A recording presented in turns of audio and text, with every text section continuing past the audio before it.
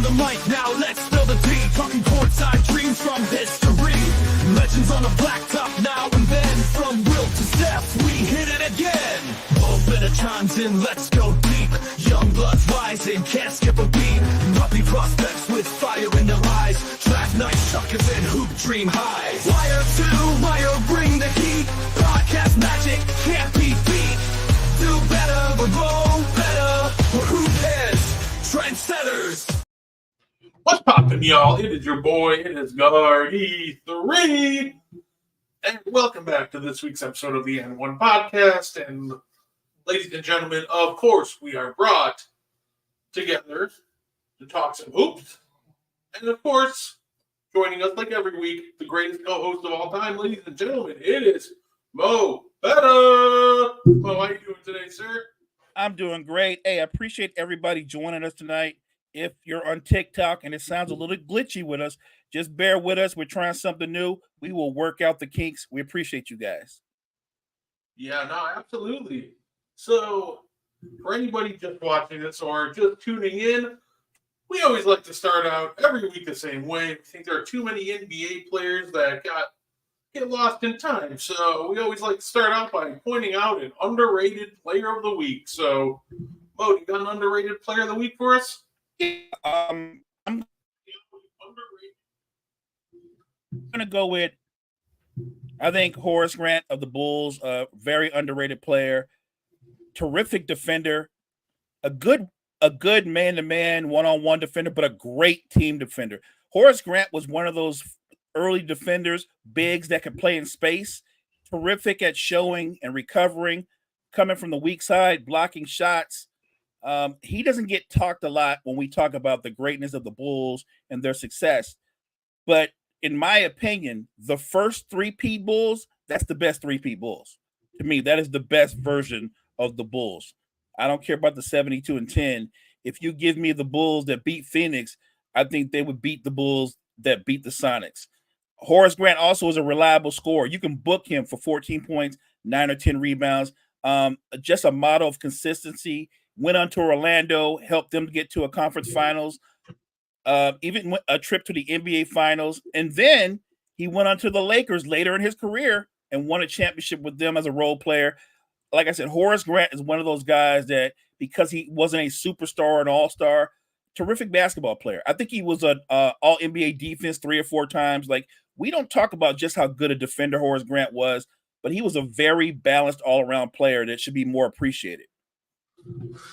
It's a really great answer. I've said multiple times, and I'll say it again, I've always thought that Horace Grant was a much better basketball player than Dennis Rodman, and I thought he was the better of the power forwards if we're comparing the two three-peat Bulls. I completely agree with you. The first three-peat Bulls are better than the second. The second ones obviously have the better record, and with 72-10.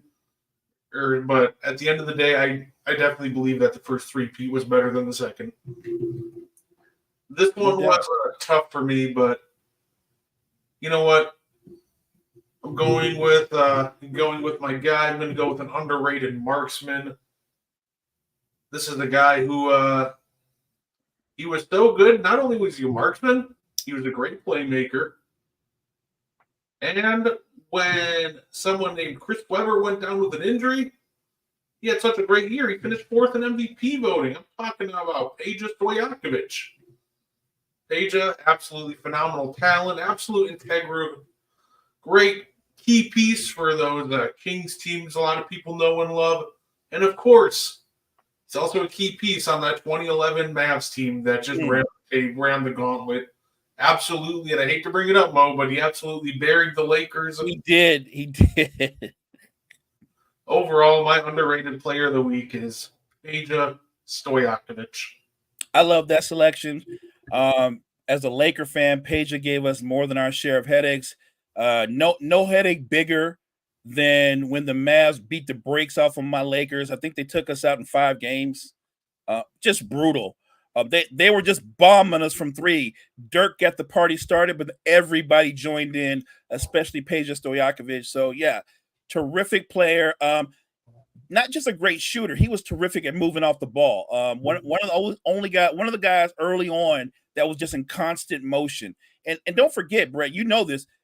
Peja was a big dude. He was like 6'9". He was a big dude. Like he was able to get into the post. Didn't really take you deep into the post, but he would get into the post, shoot a little bit of fadeaway, could put the ball a little bit on the floor. Like he was one of those guys that I recognized him as an all-star caliber player, but I thought he was a beat away where he could have took that leap to be a superstar. I thought he was that close.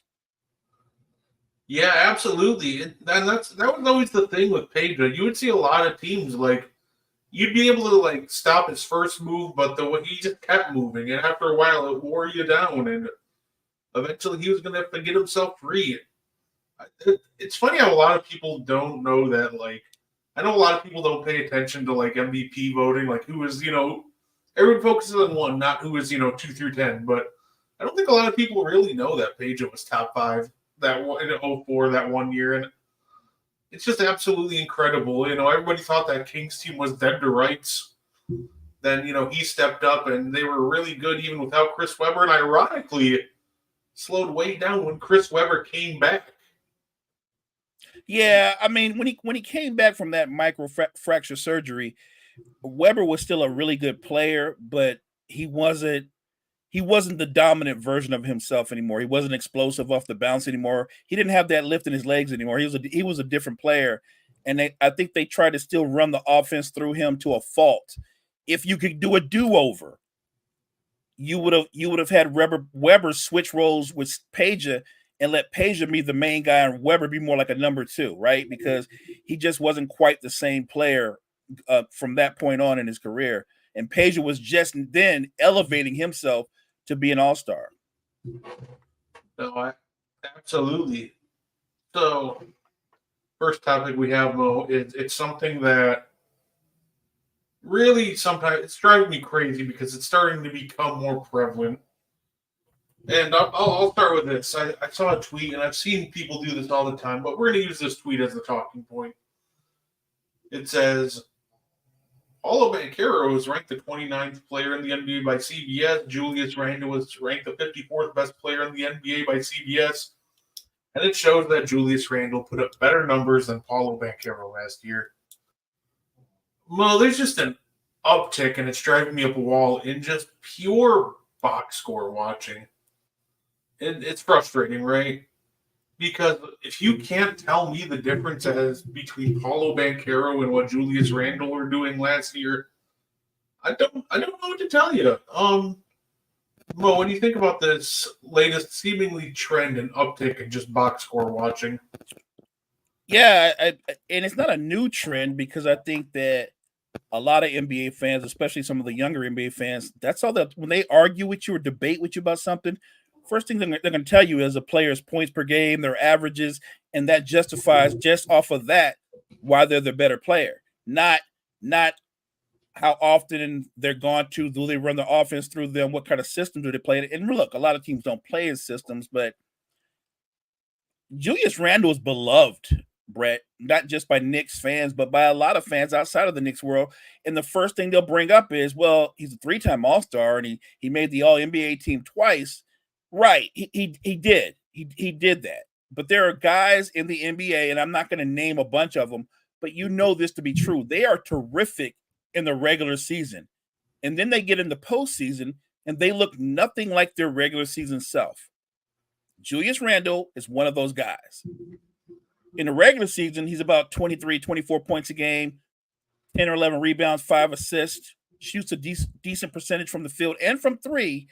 And then in the postseason, and he hasn't had a lot of time in the postseason, but your record is your record. In 15 postseason games, 17 points, 9 rebounds, shoots 34% from the field, shoots 28% from 3. That's who he is. That's who he is. If you're playing fantasy basketball, yes, you want Julius Randle on your fantasy squad. If you're playing in real life and you're the New York Knicks and he's your second best player, you're not a title contender. No, absolutely, and obviously not to mention too. I actually was Paulo Banchero at times is somebody that you really have to watch the game to really understand because his efficiency numbers will look rough. But he really sold me last year's playoff run more than anything. I know it only lasted one series. It was against, Cleveland. What he did in very little spacing, how he just elevated his game as soon as the big moments and just the big games came to him, it was great. I absolutely loved it. But yeah, it's kind of frustrating to me that, it just seemed to see more just box score watching instead of, finding that perfect balance of, okay, here's what the box score said. Okay, does the eye test match it up? Do other stats match it up? I'm smiling only because you said something that I said today to one of our good friends. He told me about his driving kick game. I'm talking about Julius Randle and the value and what it did for the other players, how they seem to shoot better. And I just pointed out something simple. I said numbers do matter, and then I said the eye test matters as well. And all I know is when he went down, they took off. When Julius Randle was healthy, I think they were in 4th or 5th place. When he went down, they finished the season in 2nd place. Full pause. I think the biggest issue half the time with Julius Randle is I think he's really dangerous when he actually makes really quick decisions. I think that's really where his driving kick game gets maximized. However, the issue with him is he's going to catch it, he's going to stop, he's going to face up, he's going to throw in a couple jab steps. That's when we're just like, okay, Julius, let's do something here. But no, yeah, I absolutely agree, and I see the vision. Like, I see when he catches and attacks right away. Yeah, I can see the point, but the issue is we don't always see that out of Julius Randle, and that's what I want to see more, especially since apparently Thibodeau said it's a very real chance we're going to see him playing some small ball center. Now, I don't know what to think about Julius Randle playing small ball center. I think that offense better score on every possession down because they're just going to get absolutely outworked and out-rebounded on the glass.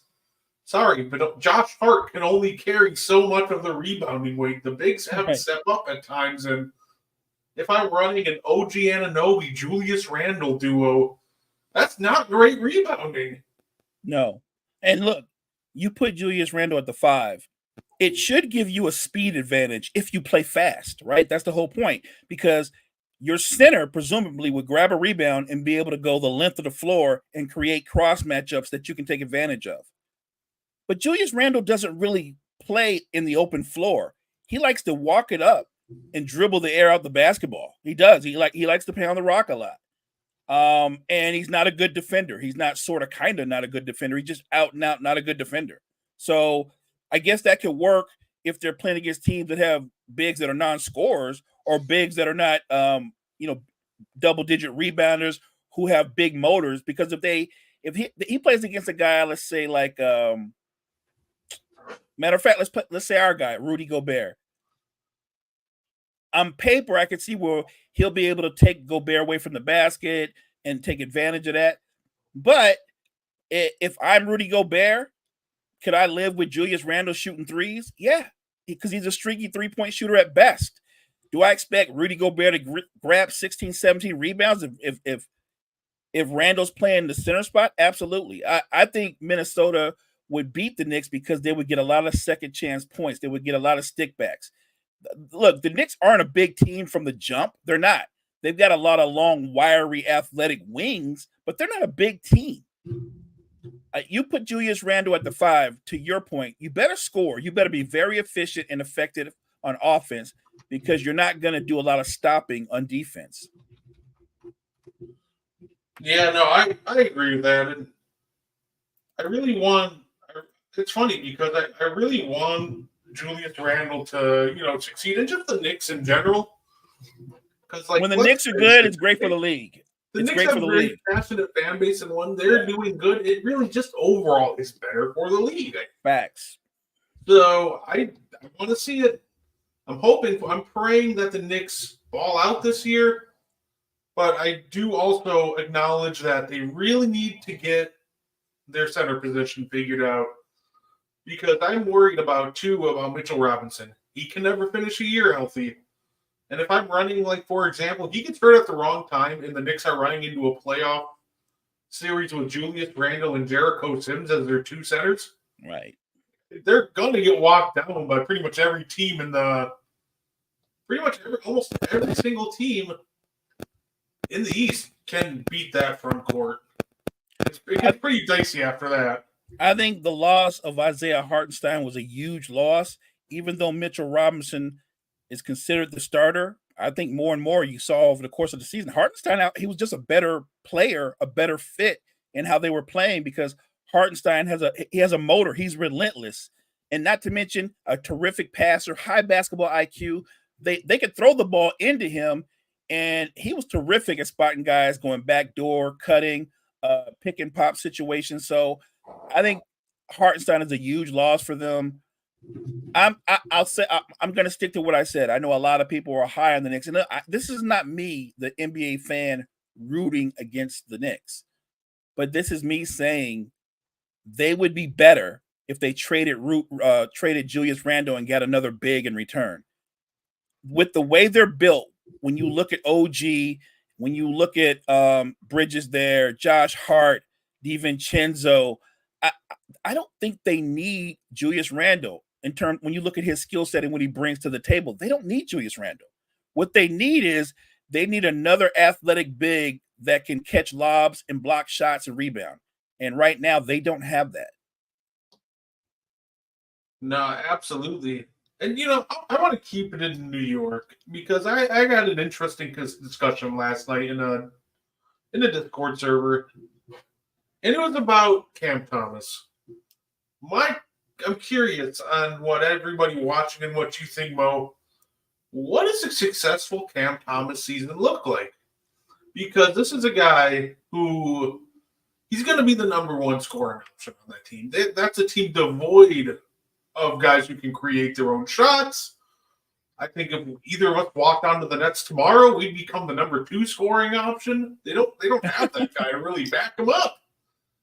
So when it comes to Cam Thomas, I think that you're going to get a lot of points, but the efficiency is going to be rough. So my question is, what's the cutoff for a successful year? Like, if he shoots 35% from three, like 40% from the field, is that bad for him having no help? Like, what does a good Cam Thomas year look like to you? Look, to me, whether the Nets are good or bad, and I don't expect them to be very good, that's not an excuse for Cam Thomas not to be a more efficient scorer. I think that he's one of those kind of guys that if he's going to be able to take 22, 23 shots a game, I expect Cam Thomas to be amongst the top 3 or 4 scorers in all the NBA.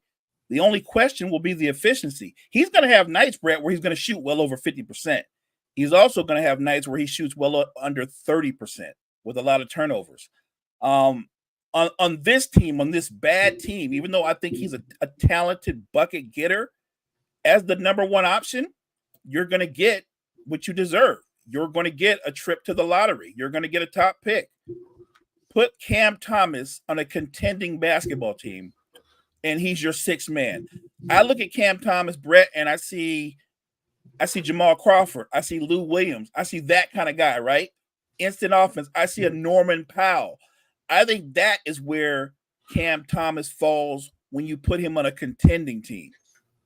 If you miscast him as your number one, like I said, it's not going to shock me or you if he's one of the top 3 scorers in the NBA, barring injury, because you never know about health. But if he's healthy, Cam Thomas will be one of the top 3 scorers in the NBA, and the Nets will probably be, I'll say at best, they win 20, maybe 25 games. And that's kind of being generous. Yeah, because we were talking, because the one guy jokingly said, because there's a guy in the one Discord, his name is Eeyore, shout out to the GOAT Eeyore, and the one guy said, Eeyore's going to go crazy when the Cam Thomas All-Star discussions start up. And then that's how it started, because that's when I got the question, because I'm like, this man's going to volume shoot his way to an All-Star game, isn't he? You know what? I actually see that argument coming. They're going to go, Cam Thomas is third in scoring, and what if he does shoot a decent percentage? Maybe it's a better argument. Let's say he shoots 46% from the field and 37 from 3. That'll be interesting. But I'm one of those kind of people. If you're the leading scorer I don't care how well you play, but if you're a leading scorer on a team that doesn't even make the postseason, that doesn't even win 30 games, I don't see how you make the All-Star team.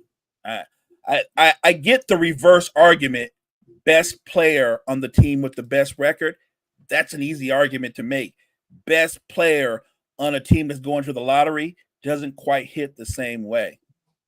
No, that's fair. Because, like, it's funny because him saying that, like, reminded me of right before he went, well, as soon as he got signed to the Lakers, I remember people calling it, well, Christian Wood's going to be a sneaky all-star this year. Like, please, never, no.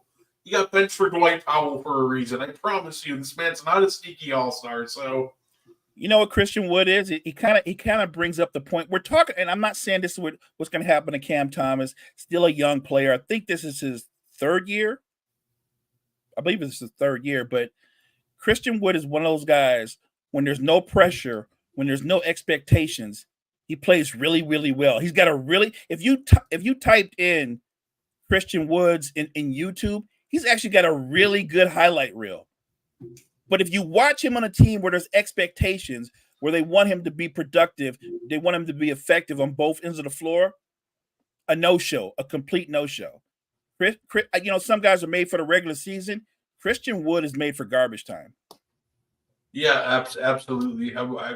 Those discussions drove me crazy even before the season started. Thank you for everybody in the comments, by the way. I keep forgetting that Gene has the Falcons logo on for a week. Is it? Yeah, by the way, is that just some kind of like self-punishment? What is that about? I think he said he lost a bet and he had okay. his word, so he put the Falcons logo on. Oh, okay. How's it going, sir?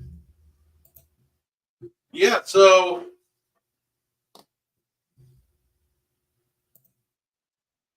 one of those players that we thought was going to be really good. Are you talking Christian Wood or Cam Thomas?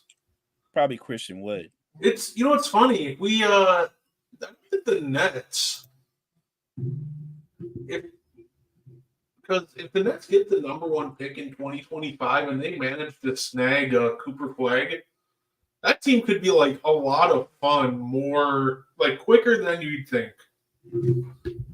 Oh, look, I think if they were to get Flag and he continues to develop into what we've seen signs of him being, the Nets will become must-watch TV, must-see TV, no doubt, 100%, because I think that kid has game, and I don't even think he scratched the surface of what he could be. So, look, it doesn't help my team out, but as a fan of the NBA, I think the Nets are in desperate need of a legitimate franchise player. I think that would be great for them. It'll be interesting because if Flag goes to the Nets, and I know the Knicks are the big brother, there's no debating that. But if Flag goes to the Nets, that's going to be interesting because I think the Nets management will do everything they can to set that young man up for success. So they'll try to bring in players around him. Look, you've already got a couple talented young players. Flag goes to the Nets. I think instantly Cam Thomas goes into the six-man role. I think Nick Claxton and Flag could be a devastating pick and roll tandem. Claxton's ultra quick for a big, can elevate and finish at the rim. I think the Nets are going to be one of those teams. Should they get Flag, they're going to play Matter of fact, even this year, in this season, when you're playing with house money like the Nets are and there's low expectations, I think every game for them is going to be a track meet. Yeah, and the thing with the Nets is I almost like their team. They're all just miscast. Like they have like a lot of really fun role players and a really fun like Nick Claxton's a great anchor for like any team. I think guys like Royce O'Neal and Cam Johnson are awesome role players for any contending team. They just don't have like the number one or even number two guys to really go anywhere this year. But correct. The interesting thing about the Nets is though, you know how teams go shopping around the trade deadline? They have a lot of players that contenders would want on their roster. Do you know what I mean? Like they're not a good team as a whole, but a lot of teams would love to have a guy like Cam Thomas come off your bench for instant offense. Royce O'Neal as a 3-and-D guy, like Nicholas Claxton, a big that can move like that, a great weak side defender, good rebounder. They have a lot of valuable pieces, but like you said, they're all miscast because a lot of them right now are starters or considered number one options like Cam Thomas. They're all miscast. I think the Nets are going to be interesting to watch. I hear people saying the word tank. I would say to Nets fans and other fans out there listening, the Nets don't have to tank. They're going to be genuinely bad enough to be. They're going to get a good draft pick. They're going to be in the lottery. They don't have to tank. They can try. They can give their full-hearted effort, and they're still going to be in the lottery. I remember I was pitching for the Bucks to trade for Royce O'Neal like 2 off seasons ago. Not 2 off, but 2 like trade deadlines ago. You wanted to replace Jay Crowder, right? Oh, that was right before we got Jay Crowder. Oh, all right. Because that was my number one name. I kept bringing up, like, I want to see Royce O'Neal. And then we trade 5 seconds for the corpse of Jay Crowder, and it just wasn't great. Right. Like, I don't even know what happened with him. Like, before he got injured, like, Jay Crowder looked perfectly fine. Then he came back from injury, and he just was done. He just was absolutely cooked. He looked like he aged 6 years. And the hilarious part to me is, speaking of Jay Crowder, I saw a report, and it was, the Kings are working him out. I'm like, oh no. Really? The Kings are the Kings really going to try to run a front court with DeRozan, Crowder, and Sabonis for stretches of a game? That's instant offense for the other team. Yeah, I think certain teams, to have any kind of success, they have to play fast. Sacramento doesn't really defend at a high level, so they have to play fast. If they can lull you into playing at their pace, that's to their benefit, because they're not a team that locks people down like that. Normally, you feed off of your 2 best players, but their 2 best players, De'Aaron Fox is not. I think he's an average defender at best, and Sabonis is a subpar defender. And as gifted as DeMar is on the offensive end, he's not known to lock anybody down on the defensive end. Yeah, so you know what? Why don't we switch up a little bit, Mo? Why don't we talk a little? I know a lot of people have talked about this, but we might as well do it too. Sheryl Swoopes appeared on Gilbert Arenas' podcast. Oh, wow. And just absolutely the hate for... It's funny because she makes this whole stink about making sure to go, I reached out to Caitlin Clark, and everything's cool, but then proceeds to, like, crap on not only just her, but just the Fever in general, like, every chance he gets. Like... I hate to say it, but it's almost like she's just hating. And I don't want to say anything bad about Swoopes. That's basketball. That's WNBA royalty. Absolutely. She just continues to come off as a hater. Like, let me kind of spark note some of the things that she said, just for anybody that didn't. Caitlin Clark post All-Star break hasn't been dominant. She's been almost at 25. I think it was 9-8. Since the All-Star break. She's been on an absolute tear. Now, it was brought up if her or Angel Reese, Caitlin Clark or Angel Reese were dominant for their rookie seasons. They said no. The name Candace Parker got invoked, and Sheryl Swoopes says Candace Parker wasn't dominant her rookie season either.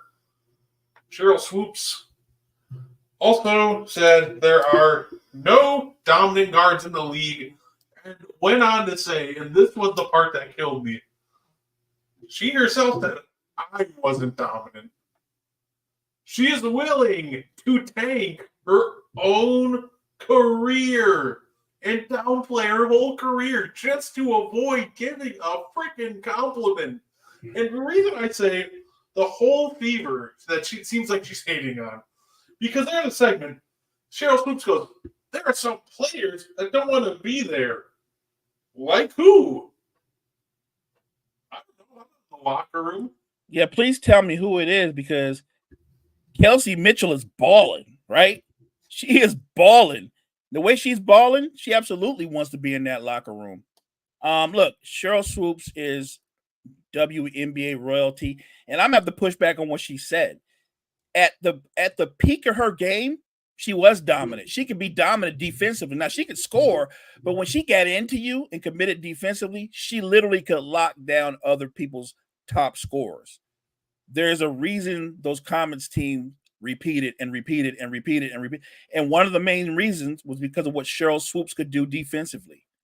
That said, I feel like you and I talk about this a lot when we talk about the disconnect between players of today versus players and maybe some fan bases of yesteryear. There's a disconnect.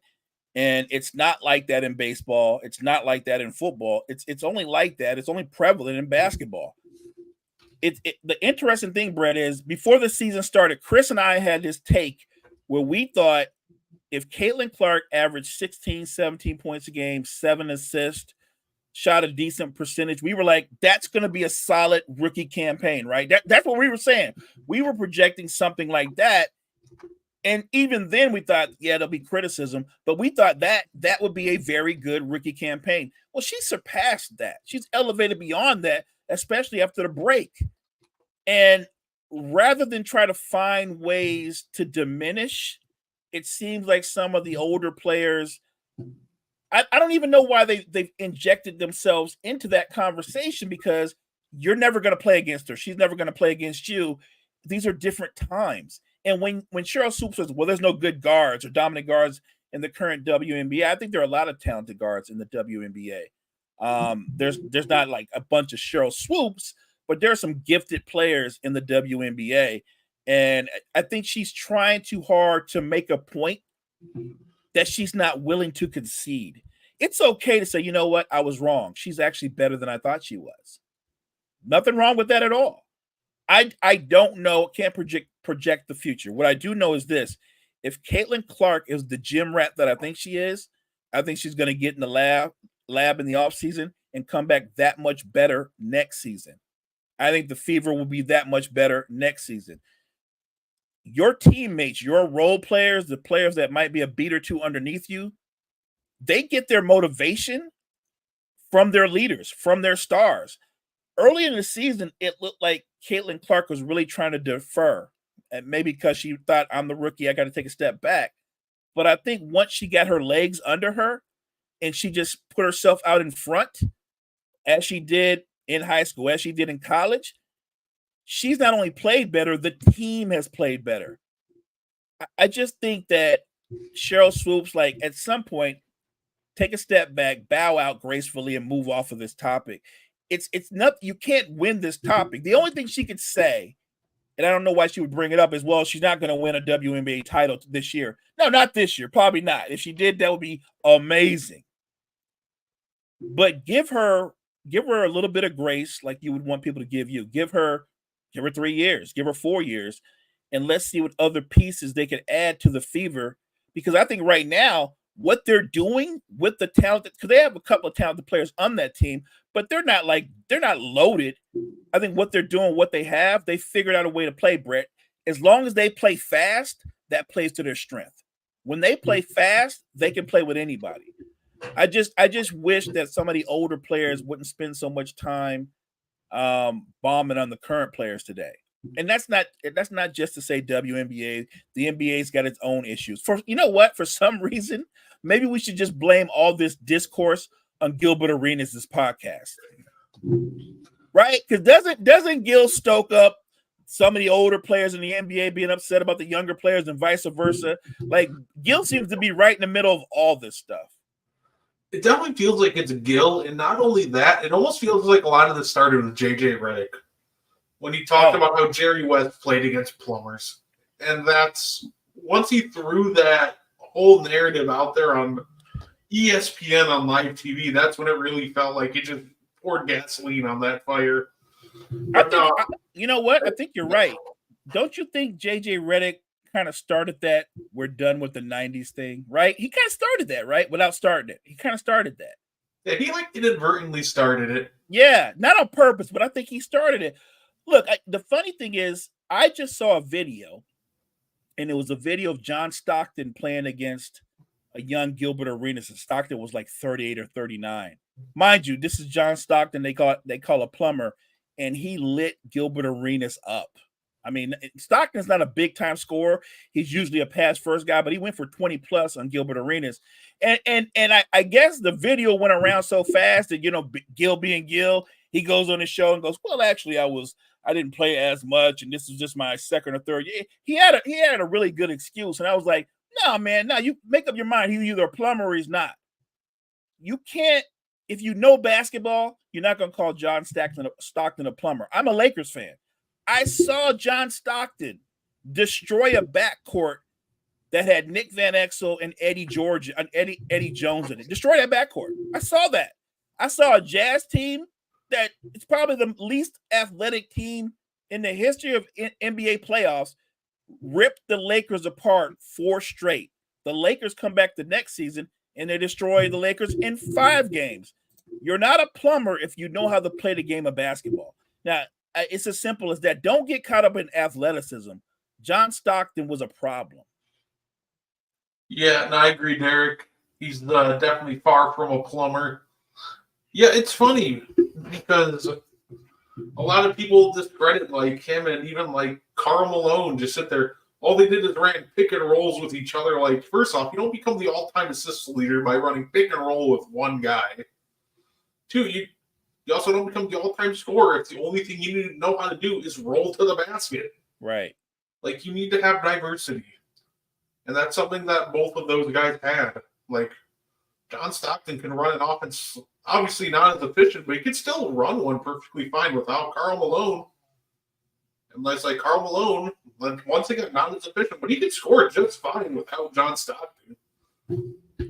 I think they forget that both of those guys also were all NBA defenders. They didn't just play on one side of the floor. Like, I get it. There are some gifted players in today's game that make just you're in awe of sometimes because some of the freakish athleticism and quickness that we witness. I'm here for all that. But playing at a certain pace, playing with a high basketball IQ and knowing the game, look, there are a lot of combine babies that can jump out the gym but can't play. There's a lot of guys that have 40-inch verticals but can't stop a nosebleed. I'm just saying that show a little bit more respect for the greats that came before you. Yeah, no, absolutely. And like I said, it almost seems like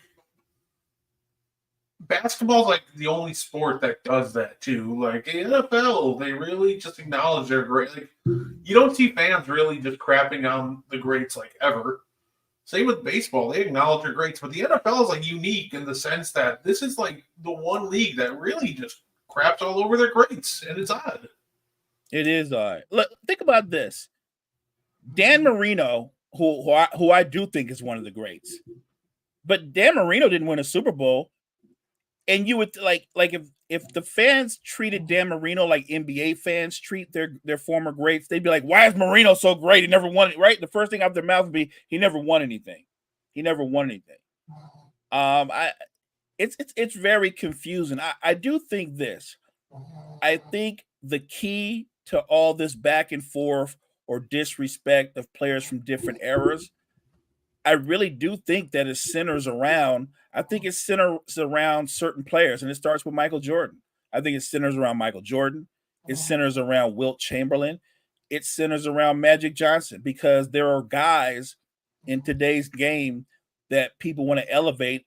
If you want to call them their comps, people want to elevate Shaq beyond Wilt Chamberlain. They already have Joker, who I guess he's more skilled.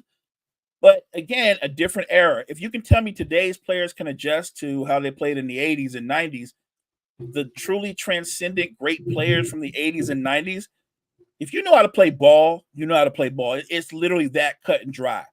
I've been on black tops with dudes that are 6'7", 6'8", and they were big for nothing. Couldn't play dead. Size alone doesn't make you that dude. It just doesn't work that way. I just think the NBA has a very divided fan base in that a lot of fans, I feel like they think the league started in 2000 or 2010, and everything that came before it doesn't count. And that's not the case. It isn't.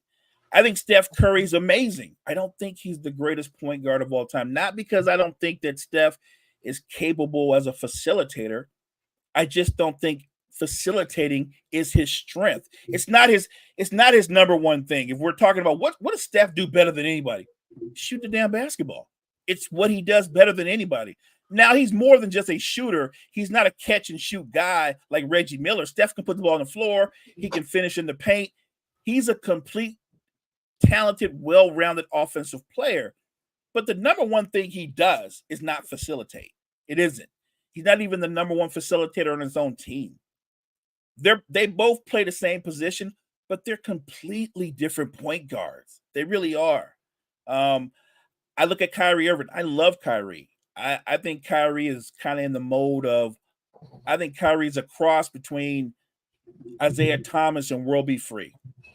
I think he's got that kind of bag. I love the great players and the talented up and coming players in today's NBA. I do. But I'm not one of those people that if you have one really good season, the first thing I'm going to say is, well, he's a superstar. Let's just write it off. He's going to be the best player in the league. I got to see it more than once, man. I got to get about a body of work. You got to have a career before we start talking about where you're going to be all-time top 10. I love Anthony Edwards. I love his swagger, his confidence, the potential of what he could be. But they were already anointing him that dude when they upset the Nuggets in the second round. And then they got to the conference finals and the Timberwolves got beat by a man with a man on one leg. Like Luka wasn't even, he was like 70% or 60% of himself and nobody could stop him. You can't be that dude if you get beat by a one-legged man. You can't be. Yeah, no, that's fair. The thing with Anthony Edwards is, I definitely agree, defense got to be involved in the GOAT talk. That is fair. The one thing I will say about Anthony Edwards, and I was saying even during the playoffs, as soon as that talk started, I was like, you guys are anointing him way too quickly. I don't like it. I like Anthony Edwards, but I just didn't like how quickly that they were just anointing him in the GOAT conversation. Or not the GOAT, but just that it's almost like that dude. Like they're trying to elevate him to best player in the world conversation. And to me, that was why. And he could be. Look, Brett, he could be. But I feel like when you just elevate somebody over this short period of time, you're elevating him over Giannis, you're elevating him over Joker, guys who've had, like, they actually have a resume. They've done things. These are multiple time MVPs. These are finals MVPs. These dudes both have a title under their wings. I respect the numbers. I love the highlight reels. I love that he's elevated himself into becoming a better shooter, but he was playing with house money last year. I'm just interested in what the Timberwolves are going to be coming into this season because they're not the hunter this year. This year, they're going to be one of the hunted because there's going to be high expectations for them to elevate off of what they did last year. Yeah, no, I'm hoping they do. It'd be a lot of fun. Minnesota, we haven't seen people this excited for Minnesota since Kevin Garnett was in town. So it's been a long time, partner.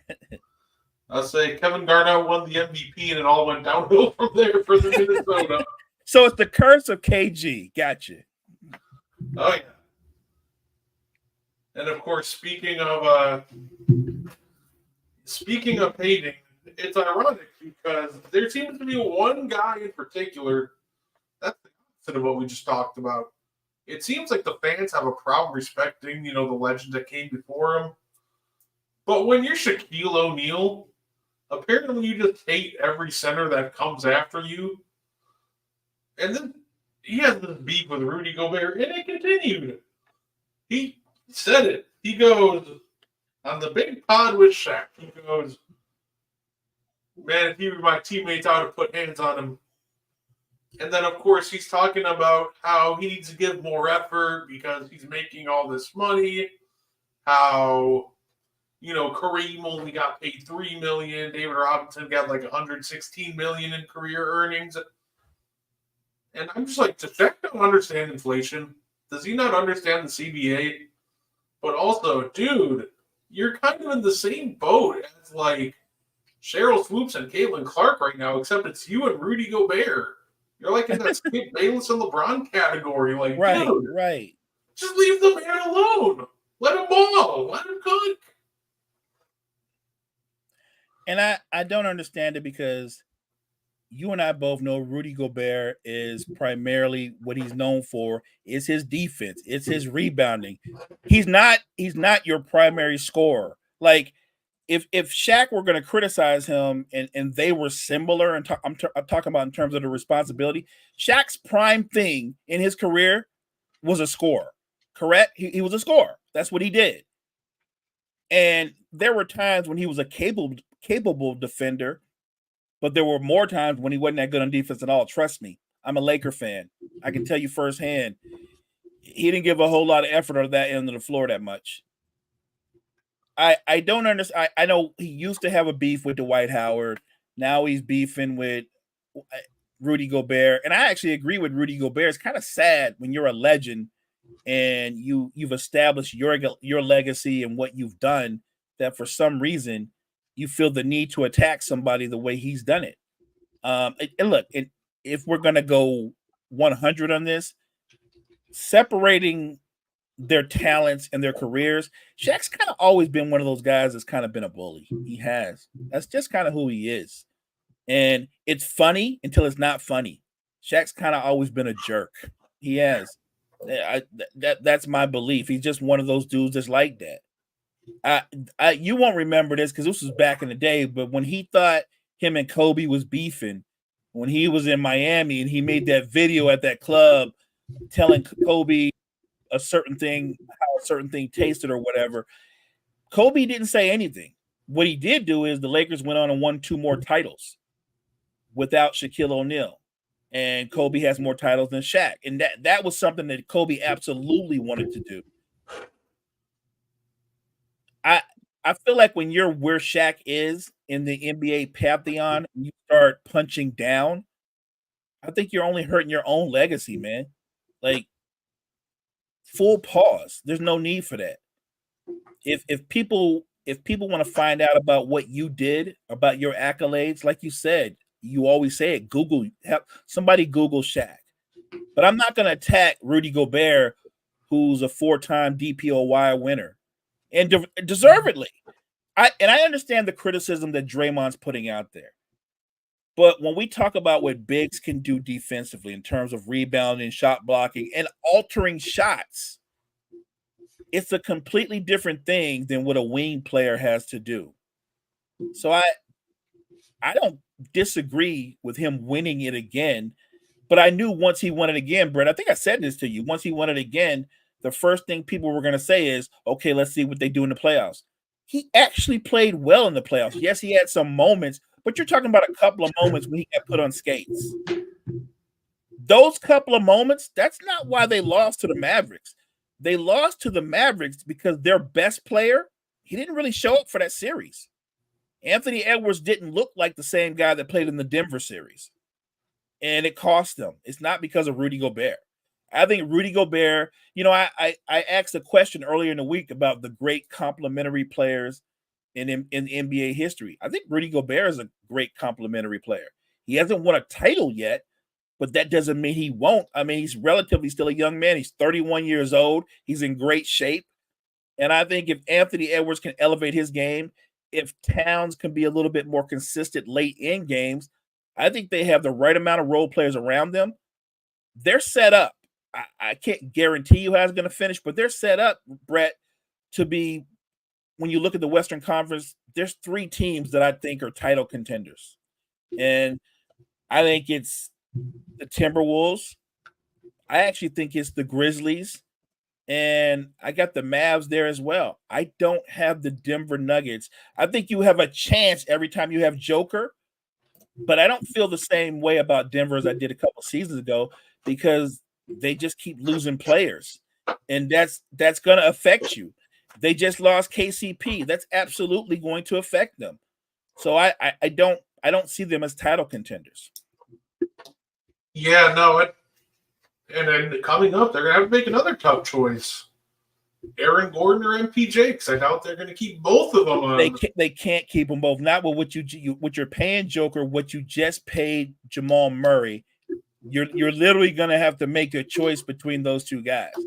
Now, if you want to go, well, MPJ is younger, yeah, you could go that route. But Aaron Gordon is your guy that does a little bit of everything. He does the dirty work that nobody else wants to do. Those guys are hard to come by. I really, if I had to pick between them, I would pick Aaron Gordon. I don't even think I'd think twice. I like MPJ, but I think what Aaron Gordon brings to the table is more important than what MPJ brings to the table. No, I agree. MPJ isn't important, but I think that if we're comparing the importance of what the two do, yeah, you know what? Give me Aaron Gordon for that Nuggets team over MPJ. I'm with you, and it's weird to say this, right? Because we're in an era where shooting is like having gold, right? It's a premium to have shooters. But I think that a guy like Aaron Gordon, what he does for them defensively, what he does for them offensively as a weak side diver, as an offensive rebounder, that's hard to mimic. That's hard to replicate. You could go out and find a shooter. I hate to say this, but you can. Look, I've said this 1,000 times. I'm not the biggest fan of Buddy Hield, but if you look at his numbers, he's a pretty good shooter until it counts, until it's in the playoffs. But sure, you could go out and get someone like that. I just know that it's disappointing that they couldn't have at least gotten back to the finals with that core that they had one more time. But Calvin Booth didn't want to hit that. He was so afraid to come up against that second belt. He didn't want to spend the money. And it's not like KCP got a contract that would break the bank. I just think Calvin Booth was playing it safe. And I think ultimately that's going to cost the Nuggets. I think that there's too many challenges in the West to where you can deplete your bench and then you deplete your starting five and think you're going to be the same team. That's not realistic. Yeah, no, absolutely. And with Michael Porter Jr., I think he's a guy, and this is almost what I want to see next from him. I feel like he should be farther along than he actually is. I think he's made strides on defense. I think he's made strides rebounding. But offensively, I feel like this is a guy that should be able to create any semblance of his own shot, but he really can't. This man is almost 6'10", like he's big, shoot over anybody, and yet he almost looks clueless if it's not a catch and shoot with Jokic on the floor. So I definitely would like to see some improvement in his scoring or even just like attacking closeouts. Yeah, that's an interesting point that you brought up because you're right. He's been in the league long enough where you think he could add have a go-to move at least other than just catch and shoot. He can't break you down off the defense, but I think to your point, what he can consistently do, because teams run out at him hard, he needs to attack closeouts more, not attack them in that way where you pump fake them, step a couple of steps inside and shoot a long J. Let them blow by you and attack the rim. He's long enough and athletic enough to where he can attack the rim a lot better. It's kind of strange that he's been in the league as long as he has. And if you think about it, you're 100% right. He's not added anything to his overall game. He has the same game that he had when he first came in the league. He's just a better shooter. Yeah, no, absolutely. And although we got to take a minute to give props to one of the true greatest of all times and, retired this past week, Woj just stepping down. No more Woj bombs. Wow. I do want to ask, outside of your team, what is your favorite Woj bomb? I don't mind it definitely Dame coming to Milwaukee, but if I had to pick one outside of that, the chaos at 3 a.m. when I look at my phone and Paul George got sent to the Clippers was the most unmatched thing. You took the words right out of my mouth and I'm not one of those people that Shannon Sharp said that, nothing like that. And I know a lot of times people say, well, the Laker fans are cocky. They think they get who they want. No, I'm one of those that know better. I actually know the reality of what we've done in free agency. But they had met, this no secret, Kawhi Leonard and his uncle Dennis had met with the Lakers multiple times. That had dinner with them. Everything looks great. Everything's lining up. Kawhi's going to join AD and LeBron. We're going to have a big three: Kawhi, LeBron, AD. Book it. We're winning everything. And the truth of the matter is, Kawhi never wanted to join the Lakers. He didn't. He kind of did them dirty because they kept taking him out for dinner. And I'll never forget, it was the night before the announcement got made. Magic Johnson's talking, and he's like, "Oh, don't even worry about it. I just had dinner with Kawhi and Dennis. We are good. We're going to make an announcement soon." And then, like you said, in the AM, Paul George going to the Clippers with and Kawhi. Like, what? What happened? How did that change so quick? That to me was the Woj bomb that really caught me off guard. I mean, and as a Laker fan, it was a gut punch, and I was like, that damn Uncle Dennis can't be trusted. I was so mad. I was so blown. Like, how come we couldn't get something good out of that? Like, in the end, Oklahoma City got SGA. You know what I mean? Like, they got SGA. Now, there's no way the Clippers could know he was gonna be what he is now, because if they did, they wouldn't have traded for Paul George. But yeah, that was the Woj bomb that really threw me off, because everything literally was trending. It's only a matter of time. Kawhi and Uncle Dennis, they're going to finalize everything with the Lakers. I was sitting here thinking, like, wow, I really didn't think Kawhi would want to go there with the notion that he'd be like the third option.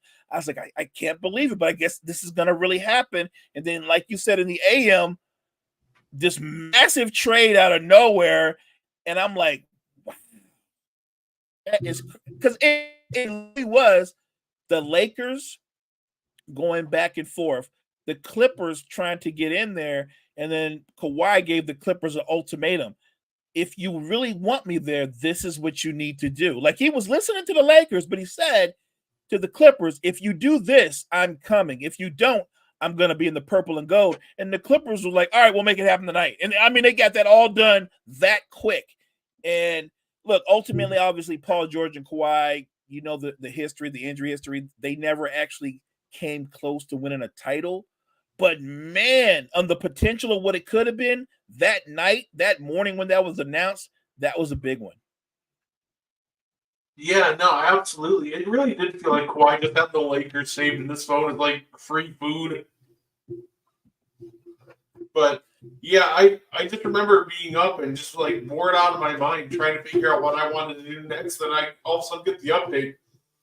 Yeah, he's going to the Clippers and Paul George is coming too. I'm like, hey, excuse me? Yeah, I was sick to my stomach.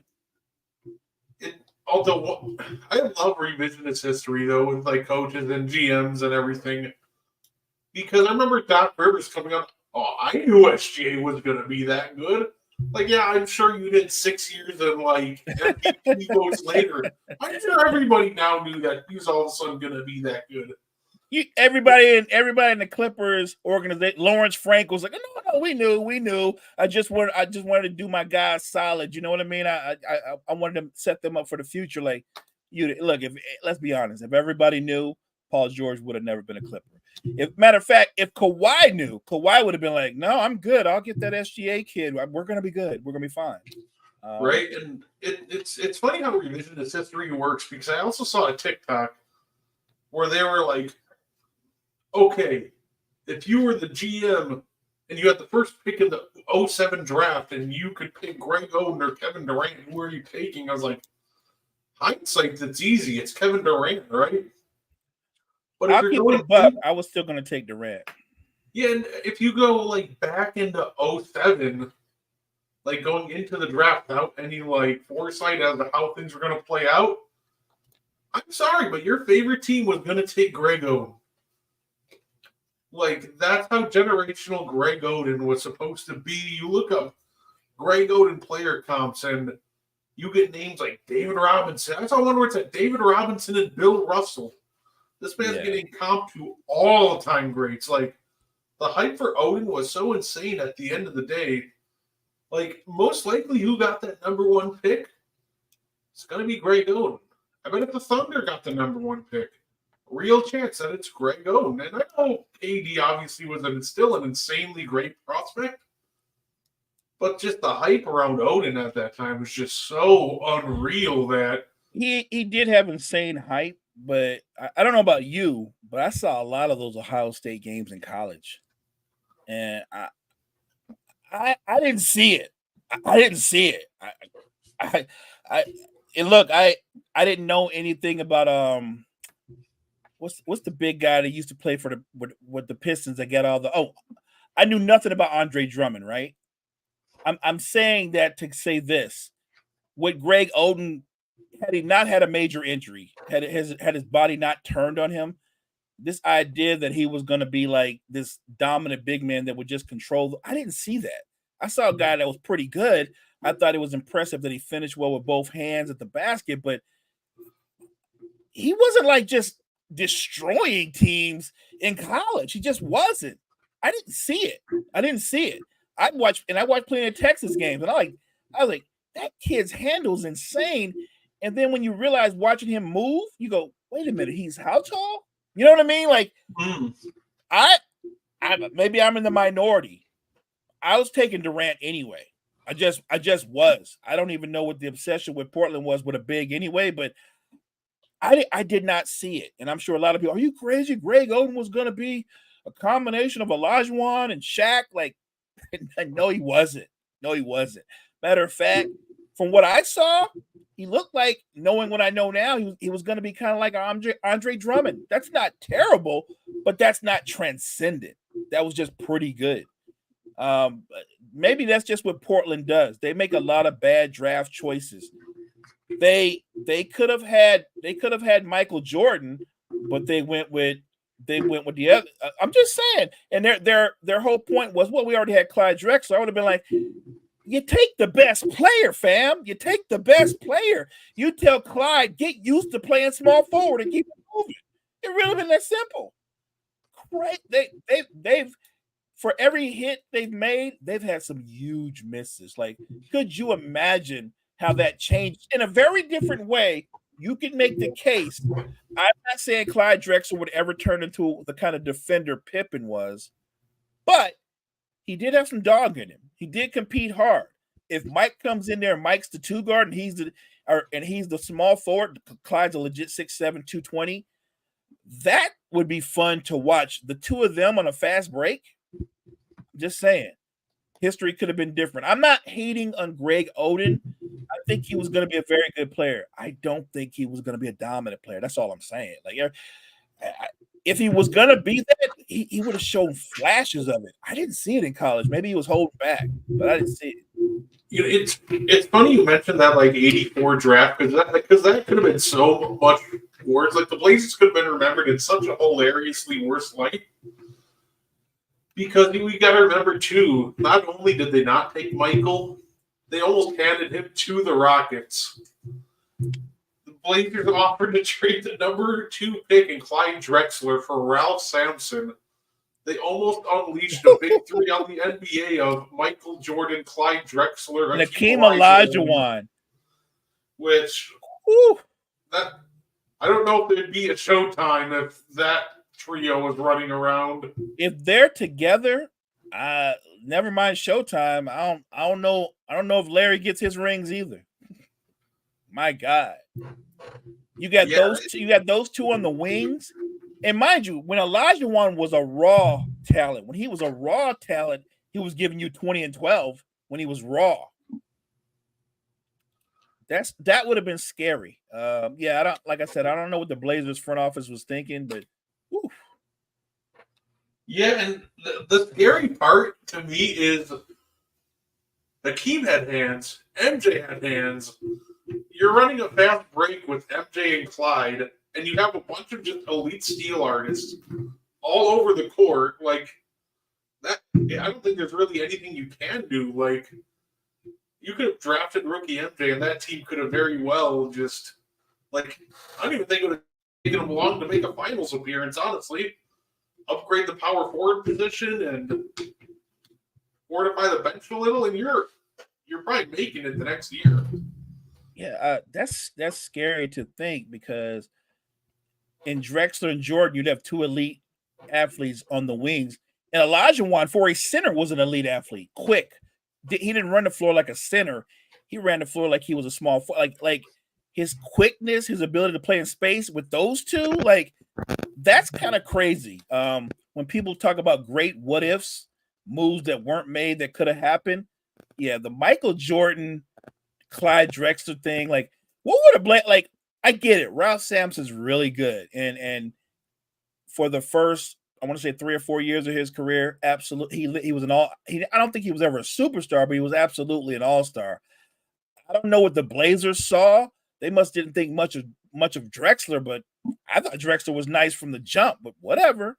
That's just crazy that they're like, yeah, let's trade Clyde and the pick to Houston. Like for Ralph Sampson, like you didn't even try to get the right big man. You're supposed to be trying to get Akeem. You didn't even get the right big man. Not Sampson, Akeem. Like the thing with I think the scariest part to think about is if they still manage to assemble like that same team they had in the '90s, except add in MJ and earlier, really young Clyde in the '90s. You added like Otis Thorpe, Robert Horry. Yeah, I think that team just might win every title that decade if MJ, if MJ doesn't retire twice, and the Rockets won the title when he did retire twice. So they still might win those too. Yeah, that would have been interesting. Don't forget, I think Kenny Smith, Sam Cassell was on that team.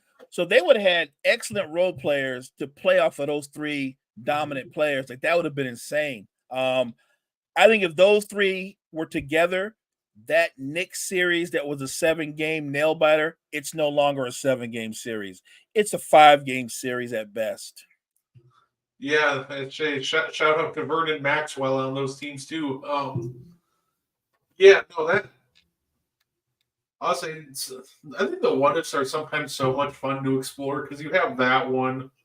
Of course, I was reading you had the different Kobe rumors where Kobe to the Pistons for Tayshaun and a Hall, or Kobe to the Bulls for Luol Deng. I remember that. That one was actually the most serious one, and as a Laker fan, I didn't understand that. Like I was like, no, we don't need to trade Kobe. We need to find a way to get somebody here to help him, but don't trade.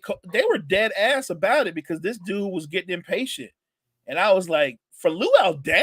No offense, Luol Deng fans. I'm just saying, like, ooh, that's rough. Thank God that's one of those trades we didn't make. I'm just saying. Hey man, Kobe ISOs, Luol Deng ISOs, same difference, right? Yeah, sometimes the best deal is the one you don't make. You don't make. Yeah, that's facts. That's big facts. Yeah, I agree. And so a lot of people are hyped, and this about what the Sixers could or may be. More importantly, in the postseason with the addition of Paul George, I'm on the other side of it. I think they got Paul George maybe 2 seasons too late. I'm not saying he won't put up decent numbers. My problem with Paul George, Brett, is this: he's too easy to give in to being a complimentary player. Like he's not going to walk into the Sixers locker room and go, I'm the veteran Embiid, you and Maxey follow me. No, Paul George is going to walk in there and go, yeah, I'm good with being the third option. And that's my problem with him. He has no problem being a compliment. That annoys me. I want him to be more than that, to be more demanding. And that's not who Paul George is.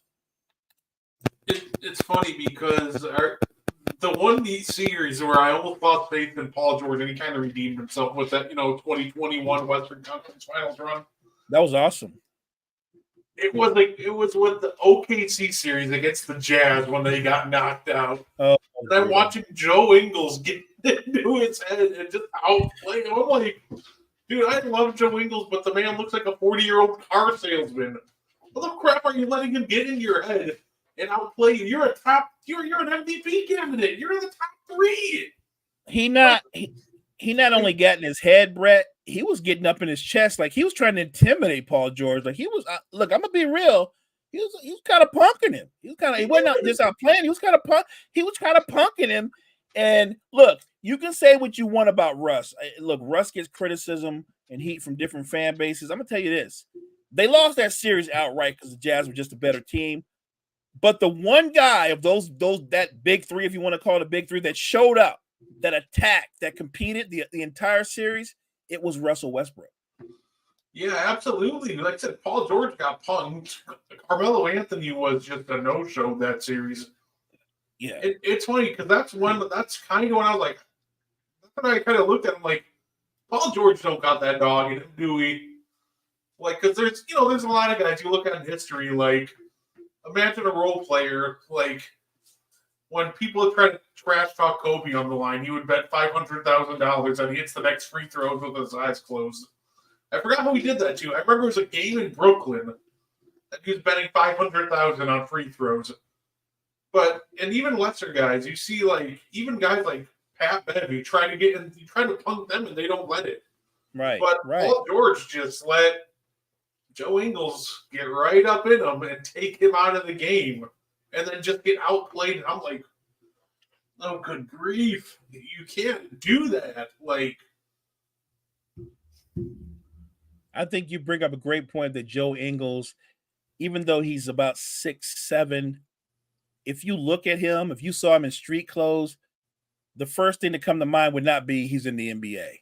Like you said, he looks like a used car salesman. He doesn't have the most chiseled body or anything like that, but he is a good basketball player, and he's a physical basketball player that will press the edges. But when you're talking about his ability versus Paul George's ability, where at that time, Paul George is a top 12 player, right? At worst. I don't know if it means you win the series, but you're supposed to absolutely win that matchup. And Joe Ingles just flat out now owned him and punked him. Yeah, I've always liked Joe. I remember being excited when the Bucks signed Joe Ingles. Like, granted, I know we signed him a year too late off of an ACL tear, but yeah, that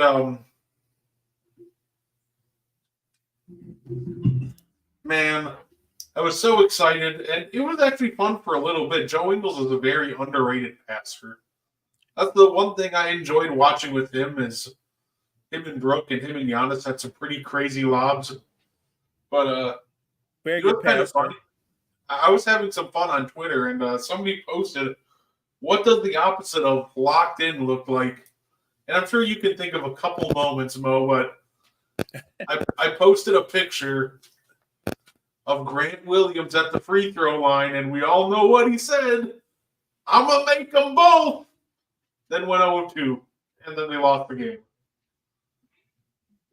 I remember that.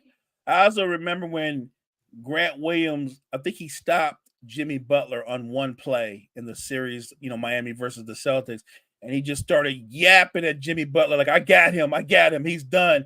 And from that point on, Jimmy Butler owned the entire Celtics team. Yeah, because I think in the same game as when Al Horford hit like the timeout pose. Yes, that was it. That was the one. And then right the game they got knocked out, Jimmy hit the timeout post back. Yeah, because they started off with a lead. They were feeling themselves. They're feeling really good, and Jimmy and company walked them down again. That was that particular year, Brett, where Jimmy Buckets just took over, and he was almost unguardable. He was on as you would say, he was on a heater. Like, he could not be guarded at that point. Yeah. Yeah, no, that's fair. That's fair. Jimmy in the playoff series was something special. I will fight to say granted his 38 a game against us was special. I can't even deny that. That was hard to watch for me, just watching him cook everybody, especially Drew Holiday that we threw at him. That was painful for me because Drew's one of my favorite players. And he not only cooked Drew, he was talking trash right to Drew's face. And that was contagious. Because I don't know how else to explain it. Because people think I'm making excuses when I say the shooting variance killed the Bucks because there's no way I could replay that series 100 times and the Heat would never shoot that pot from three again. Like, people think I'm making excuses, but I think they were just playing off Jimmy. Like, he was playing with uber confidence, and that, translated. Because when I look up those numbers, and I see, the Heat hit 45% of their tightly contested threes, I'm like, and it was like a stat, the Bucks allowed, the least or second least amount of open threes, and it didn't matter because they were still shooting 45% of these tightly contested threes. And I'm like, I think it was just more them feeding off of Jimmy's confidence. It just didn't matter. I agree. Like, if you would have told me, Mo, Caleb Martin and Max Strus are going to both shoot over 40% from three, I'd have been like, not likely. I don't see that. They both look like Steve Nash in that series. They couldn't miss. Actually, like you said, nobody from Miami that shot from three didn't shoot a high. Even Jimmy Butler, who's not a three-point shooter, shot a high percentage from three. Right here it is. So I got their wide open. Miami shot 42% from three that series. Open 43% from three. And this is where it gets crazy. They averaged 8 attempts of tightly contested threes, Mo. They shot 51% on tightly contested threes. That's crazy. Like, I promise you guys, when I say that the Heat had shooting variance like I've never seen before and they couldn't replicate that if they tried, I promise you, I have a reason because I've never seen a team shoot 51% on tightly contested threes over a 5-game series. It was the most insane thing ever because I'm watching this. I'm like, we're playing good defense. We're closing out on these guys, and it doesn't matter. It doesn't matter. Facts. Yeah, it wasn't that you guys didn't compete on defense. They just weren't missing. But yeah, no, that's all I had for us today, Mo. Did you have anything you wanted to add, sir? No, I have fun. Look, I know we start off every show with let's go through this, let's go through this. But once we get started, we start riffing. Before you look up, an hour is already gone. So I appreciate everybody that came out, listened to the show. And if you experience any glitches, trust me, we will get better at this. We're trying to incorporate TikTok, just another way to get the show out there. So once again, like, make sure you check all the great content we have at Wire to Wire Network. We appreciate you guys. Yeah, absolutely. Thank you, everybody. You guys have a great day. Thank you for tuning in to the And One podcast. If you like our content, you can find more on the Wire to Wire Podcast Network on YouTube, Facebook, and Spotify. Want more And One? Find it on Wire to Wire. Like and share our Facebook page and join the And One Discord. Grab the link to join from our Facebook. Thank you for tuning in and have a wonderful day.